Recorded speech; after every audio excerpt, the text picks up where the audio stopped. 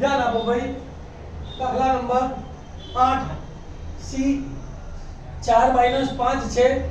D ના યામ ખાલી જગ્યા હોય તો સીડી એ y અક્ષ ને સમાંતર હોય. 4 યામ આપેલા છે, 6 - 4 એ 4 6 8 4 અને 2 - 5. ધ્યાન આપો, આપણે પહેલા સી ના યામ દોરીએ તો x અક્ષ છે અને આ y અક્ષ છે. x અક્ષ બરાબર 4 એટલે 1 2 3 અને 4, y અક્ષ બરાબર -5 1 2 3 4 અને -5 તો બિંદુ C અહીંયા આવ્યું. હવે y અક્ષ ને સમાંતર રેખા દોરવી હોય તો આવી રેખા આવે તો એનો એક્સ્યામ હંમેશા કેવો આવવો જોઈએ? 4. એક્સ્યામ 4 વાળો કયો છે? તમે એક્સ્યામ 6 છે એટલે આ વિકલ્પ નહીં આવે.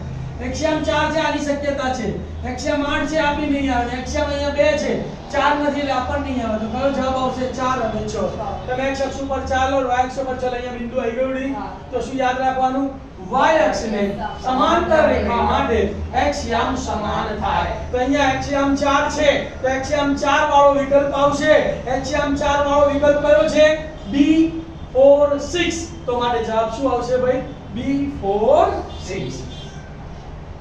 નવમી, જે ઘટના ચોક્કસપણે ઉદ્ભવે છે તે ઘટનાની સંભાવના ખાલી જગ્યા છે. આપણને ખબર છે કે ચોક્કસ ઘટનાની સંભાવના કેટલી છે? 1. તો 1 કયો જવાબમાં છે? A1 માં છે. તો શું જવાબ આવશે? A1.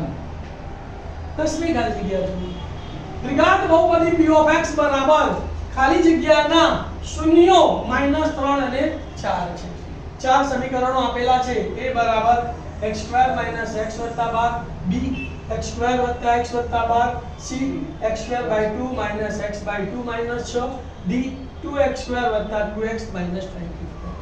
આપણને ખબર છે કે જેના શૂન્યો આલ્ફા અને બીટા હોય તો એ દ્વિઘાત બહુપદી કઈ છે? બોલો તો કે x² - alpha + beta * x + alpha beta છે. આલ્ફાની જગ્યાએ કેટલા? -3, બીટાની જગ્યાએ 4.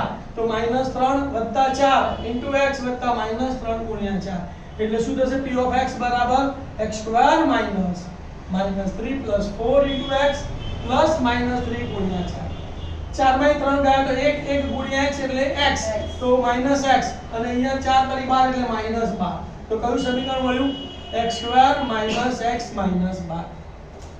તો અહીંયા એક્સ્યામ માઈનસ છે, સંખ્યા પણ માઈનસ છે. બે માઈનસ વાળો કયો વિકલ્પ છે? તો આ માઈનસ અને પ્લસ છે એટલે આ વિકલ્પ નહીં આવે. આ પ્લસ બંને પ્લસ છે એટલે આ વિકલ્પ પણ નહીં આવે. આ પ્લસ અને માઈનસ છે, બંને માઈનસ નથી એટલે આ વિકલ્પ પણ નહીં આવે. અહીંયા બંને માઈનસ છે તો આ વિકલ્પ આવશે. પણ અહીંયા x² / 2 છે, અહીંયા x² છે તો આપણે બંને બાજુ 2 વડે ભાગી નાખો. x² / 2 -x / 2 12 ને 2 વડે ભાગે 2 6 12 -6 તો આવી ગયો જવાબ x² / 2 -x/2 -6. ખ્યાલ આવી ગયો? તો કયો જવાબ આવશે બોલો ખાલી જગ્યામાં? C x² / 2 - x/2 - 6.